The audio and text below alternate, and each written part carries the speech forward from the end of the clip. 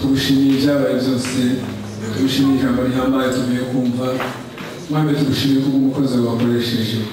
Data turagushimiye ko ku by'ukuri wagaburiye ubugingo bwacu bihagije, kandi mwami umusazi bagiye guhaguruka kugira ngo agishe avugishijwe kuri ubu bwoko, kugira ngo umwami Imana yacu yo mu ijuru agire icyo yubatse mu bugingo bwacu, ariko ijambo ryavuga ngo umwubatsi w'umuhinga mukuru ni wewe.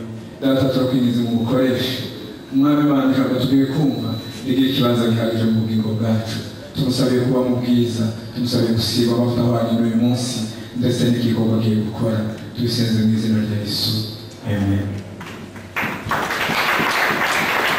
Haleluya, Yesu ashimwe cyane. Tugatubandanye twiga teme ya seminari kubaho mu buntu butangaje, cyangwa vivre dans une grâce surabondante, mu cyongereza ni living in an amazing grace. Turiko turiga dufise inyigisho zitandukanye, ariko ndashima Imana kubw'ijambo twumvise ry'ibanze ku byerekeye gutahura ubwami bw'Imana, ubutumwa bwiza bw'ubwami bw'Imana, ko butahura ngena tububamo ngena tubukoreramo, gutahura ubwo butumwa bwiza ubwo aribwo. Rero ndashaka nanjye ngende mvuge ku ijambo sinzi ko isuteme, ijambo rivuga ngo akaranga k'uwizera. Akaranga k'uwizera niyo jambo ry'umutwe, l'identité du croyant. Niyo jambo nshaka twiga ko mu mwanya mutoya mfise nk'isaha yose. Ikibazo gihari muri Kristianisme cyangwa wa Kristo uno munsi ni uko abantu benshi babaye ubuzima bw'ubwoba, amaganya, kwihebura no gukekeranya no kwidodomba kubera batiyizi. Abakristo benshi babayeho batiyizi. Gusa abakristo n'abantu bakiriye Yesu umwami n'umukiza, binjiye muri bwagabo cyangwa ryarembo bari hagazemo, ariko bataramenya abo bari. Iyo ni ingorane ikomeye cyane, ko abantu benshi bifaso dusenga n'uburyo tubayeho mu buzima bwa Kristo, tubaho mu gukekeranya n'ubwoba. Igihe umuntu atiyizi abaho uko yitahura. Bari bajambo kuri jewe nzi niko ngenderamo. Imana ishimwe cyane. Uko wowe wibona nikubaho. Rero igihe igikoko kibyaye ikindi gikoko, icyo kizahinduka igikoko. Akarorero, imbwa ibyaye imbwa, ikibyaye cyitwa imbwa, siko? Inyabo ibyaye inyabo, ikibyaye cyitwa inyabo. Kandi muri icyo kirimba ko ari ikiyabo, kivuga nk'ikiyabo, kiraba nk'ikiyabo, kiryama nk'ikiyabo, kikajya nk'ikiyabo. Ibyo bikaba byose kibibwa nk'ikiyabo. Igihe gasuku ivuze nk'ikindi ku muntu, turi kumva ngaha. Gasuku ashaka kuyicara munsi, muri abantu batatu buka baratera inkuru. Dusipoze ko ari jewe nicaye ngaha na Pastor Diodone na Eric, turiko tuvuga ngo derive, turiko turayaga, tukamuvuga Gasuku wayiganiye muri kakazu kayo hejuru. Yoyo ni inyoni, ubyumva, kamere yayo, identite yayo yitwa inyoni Gasuku. Ariko Imana yahisemo kapasite n'ikintu cy'ukabuta ibyo tuvuga, ikabyumva ikabyonisha mu bwenge bwayo. Hanyuma haheze nk'amasaha 3 haje abandi bantu bakicara munsi, ntabwo derive twari tuvuga arimo, uza wumva ihinduye ijwi rya Eric gacivuga ngo kandi ngo derive je naramuye ariko yawe gazubirikira nkunda bivuze ugasanga ni inyoni. Hanyuma kamwe ihinduye ijwi rya Pastor Diodone yavuze kandi niko ndamubona na jewe wa munsi niko yambwiye ngo derive atayica akatega amatwi akumviriza ibyo bavuze byose. Wabayivuze siba abantu bari ngaho wowe, ariko ni ikindi kintu cyitwa Gasuku cyashoboye kwigana umuntu, cyavuze nk'umuntu ugati cyabaye umuntu. Imana ishimwe cyane. Igihe ngo derive byumvise nk'undi muntu bariko aravuga byumvise, acamye akayambuza ngo kijya kintu cyo cyavuze n'icyahinduye akaranga cyacu, kuko rero Imana yakiremanye ibintu byose bikigize cyitwa inyoni. Natwe nk'abantu turi ku isi, igihe Imana yaturema, Bibiliya tugira neza igihe Imana yaturemanye akaranga kayo. Imana ishimwe. yaturemanye ubuzima bwayo. Biratugaragaza Imana bari mu byondo. Ikimuva mu byondo yarameze nk'igikono, yarameze nk'inkono. Nta buzima bwari buri muri we. Ariko Imana itubwira ngo Imana yaramureka tumurebe mu ishusho ase natwe. Mwene Adamu agire la capacité, agire composition, ibitugize twebwe data na parti yayo imwe ishira muri Adamu. Adamu rero batugira ubugingo. Ubugingo yagize n'ubugingo mu kigiriki bwitwa Zoe. Imana ishimwe cyane. Batubwiye ku buzima bwitwa Zoe. Iryo jambo Zoe risigura ngo c'est la vie telle que Dieu la possède. Ni ubuzima bw'ubwo Imana ifise. Igituma Imana yitwa Imana n'ikimana yamucisha muri Adamu. Adamu kimuhaye la capacity, imuhaye ububasha bwose bwo kuganza. Ijambo rya Adamu ndagushize mu buzima bwanje jewe ukonde niko nawe uri ngaha ku isi. Ndagaga ubushobozi bwose buri muri jewe ubukoreshe ngaha ku isi. Mwani majambo uranserukira ku isi. Ndi umwami nawe uri umwami muto. Ndakugize umwami kuri yose. Imana ishimwe. Uganze uhabe userukiye Jackson ndagutemberera nk'umukoresha mukuru. Wowe umukozi mutonya wanje. Sindagukoresha umutwaro mu kazo ariko hari urukundo hari ubumwe. Ariko hacaba ikibazo ko habayeho icyaha. Sija kwinjasha n'ibya Satani yarari yavuye oya. Shaka tonye tuvuge gato dutahure. Le problème majeur de physique, de physique abakristo benshi. Dufise ikibazo cyo kutamenya icyo Adamu yatakaje n'icyo Kristo yatuzaniye. Ubwo turi muri bwa bwa. Haleluya. Amen. Adamu atakaza ubugingo. Icyo yashatse kumera nk'Imana. Yarondeye kwikukira cyangwa independence. Abeho independent de Dieu, abeho atari kumwe n'Imana. Imana mani bajamashyize pembere wako yikorera ibyiwe. Amaze gutakaza ubwo bugingo, abantu ahinduka umunyabyaha. Ahindutse umunyabyaha, reka ndababwire, Bibiri tugaragaza ngo Adamu bisobanura ngo ni le père de l'humanité. Ni se w'abantu bose. Shaka dutahure, igihe Adamu yacumura, nashaka twumve, Bibiri tugaragaza ngo twari muri Adamu. Nicyo shaka tuvuga kuno munsi, dutahure, twari muri Adamu. Igihe Adamu yacumura, je niho nari. Igihe Adamu yacumura, wowe niho wari uri. Igihe Adamu yacumura, abuzukuru bawe niho bari bari. Igihe Adamu yacumura, abuzukuruza nawe mudafise mwebwe mutarabyara, mutarabona n'abafiyanse, mutaranabasengera, mutaranisozesha ku byabo. Abo bantu abuzukuru banyu bari muri Adamu. Shaka tubyumve. Bari bajya muri ikintu kirekire, ugitangira bahunezero, Imana ishimwe cyane. Dusoma Abaroma gatanu cumi na kabiri. Abaroma gatanu cumi na kabiri.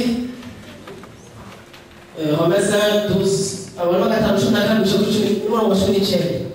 Turava ku Abaroma gatanu cumi na kabiri, tudusingira ku Abaroma igishaka umurongo cumi n'icyenda. Abaroma gatanu cumi na kabiri hamwe n'umurongo cumi n'icyenda. Ndashaka bamfashe gusoma. Bishobotse mufise bibiri y'igifaransa aza kudusomera nawe. Ndakunda Bibiliya y'igifaransa n'icyongereza kuko birasobanura ibintu gusumba Bibiliya y'ikirundi.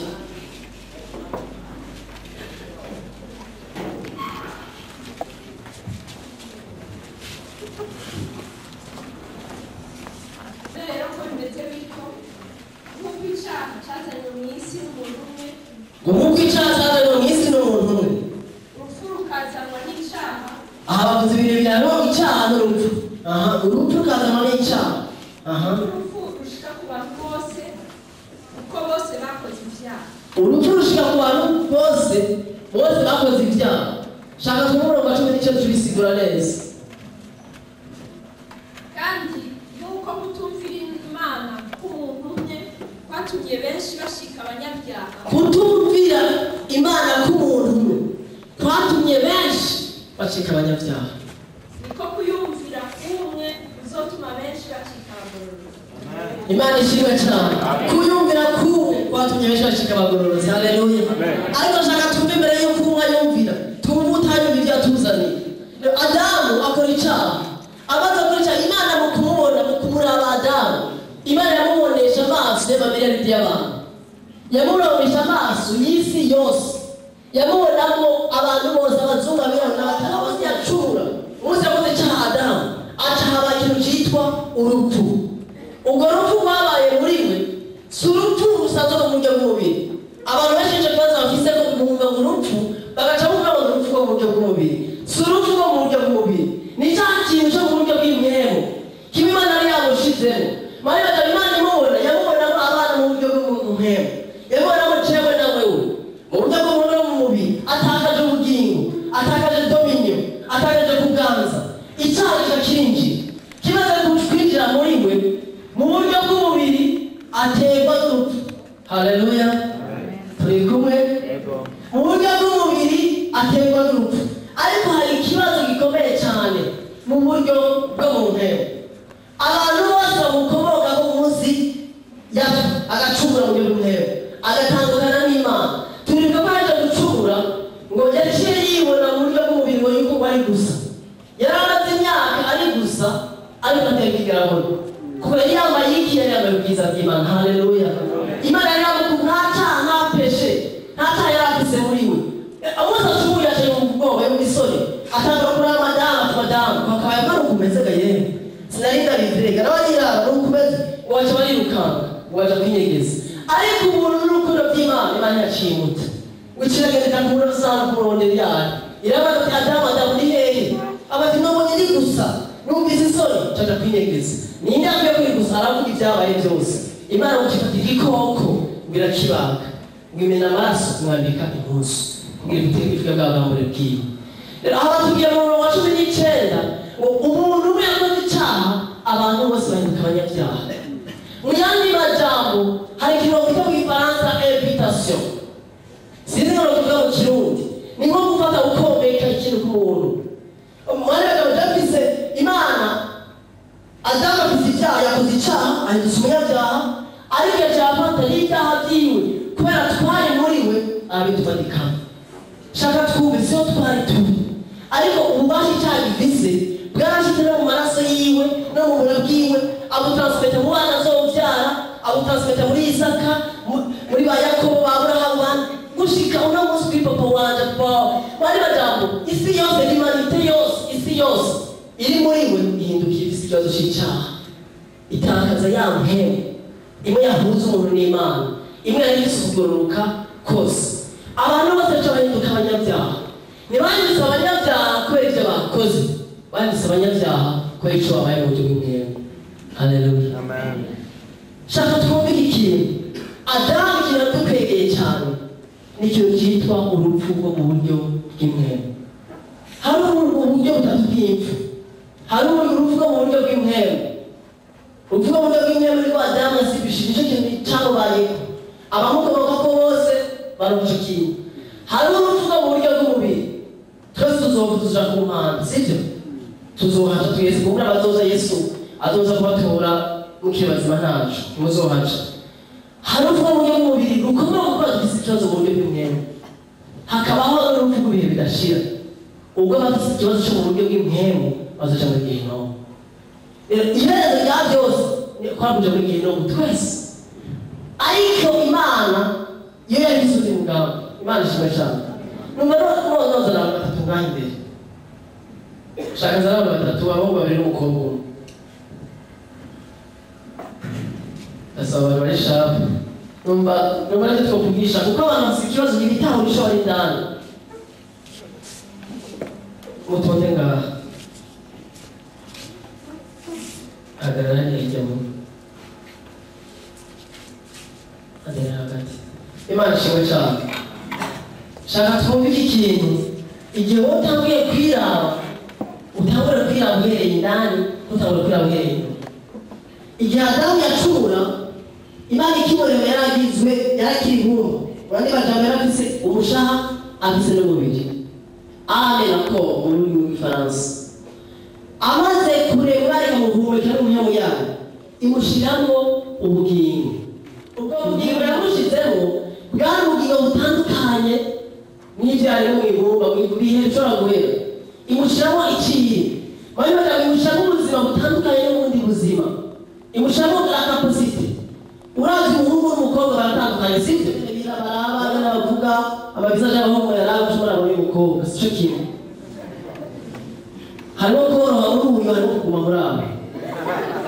kubera n'abahungu harimo imana iranyadamu imurema n'ibiri ariko akagira ikibazo igihe yashuka yarakwiye kuganza kwari ngaha ashaka tubyumve kuganza k'umuntu guhagaze ngaha adamu yasoganza ngaha abantu bose muri kazoza imana yamushakaho yamushaka ko bazovuga afite ubuzima ubundi yitwa sowe ariko akaba ikibazo urupfu rumuteye uyu muntu aca arapfuye ariko bashaka twumva iki abantu benshi tumaze imyaka myinshi twigishwa ko urupfu twapfuye upfuye mu buryo bumwemu intabo yiwe yacigenderanye ikadisiparisa ntiyavuditse shaka tubyumva bishobora no leta ngo gutahura aho twasanga no Imana bazi kubatahuza intabo yiwe ntiyavuditse birapfuye birakutanganye ku bwoko zero yagiye yarica cyaraje umbabarira ngo ndagucisha siporo gatoya cyangwa ufukame kubyumva intabo yiwe irahari mugabo habaye deconnection turamaze kumva abantu bakizo tutasenga ngo hari urabona senga cyuma ni deconnected umuntu atandukanye n'ijuru atatandukana na Imana wenda ndabona bw'ubuzima bw'Imana bwari muri we ntibwasubiye guhabwa mugabo intabo yiwe irahari mugatangisa ubwiriwe shaka tuhumva ahantu ubwo rero byose byugariye mu buzima bwa Kristo intabo yiwe irahari afise intabo mugabo atabuzima bw'Imana bugirimo intabo iri vide yaciye ifata kamere y'umunyabyaha y'icyaha haleluya amen yafashe kamere yindi y'umunyabyaha iyo kamere iyi ubwa mbere itarapfa yaganzwa n'Imana ariko imaze gupfa igatandukana n'Imana ikaba ihari yaciye ikanzwe n'umuntu yitwa Satani aha ni ikibazo cyagiye kubera uyu muntu yategeka kuganza abantu babiri ariko ikibazo cyahabaye umuntu uyunye agiye kubaganza mu buryo bubi kandi yabajyana mu kubaha Imana no kwesha icyubahiro ariko iyo dusubira hagemo kamere yindi yitwa icyaha kandi yakitewe n'ikintu cyitwa urupfu rwo mu buryo bw'intero abantu ibyo bakora ni ibya patro wabo papa wabo cyangwa mama wabo ntibakora ibyo baba bashatse kuko n'abaca w'uyu mugabo cyangwa uyu mugore yimwe yabo ipfuye ubwabo bwose yaciye gufatira gutwara abubwira ubwiwe kubera ikibazo umuntu yitwa Adamu ateza kuganza ateza kubaho yubaha Imana yapfuye haca habara n'ingorane yuko abantu bose Adamu yagiye kubyara mu nyuma bagiye kuvuka bafise ibintu bibiri umushaha n'umubiri uyu mushaha rero batutangura kugira ibibazo by'ibyaha bitandukanye n'ibiki ariko Imana icyo yashaka kureka iki Imana ishimwe cyane nicyo gituma reka dusome Luka urashobora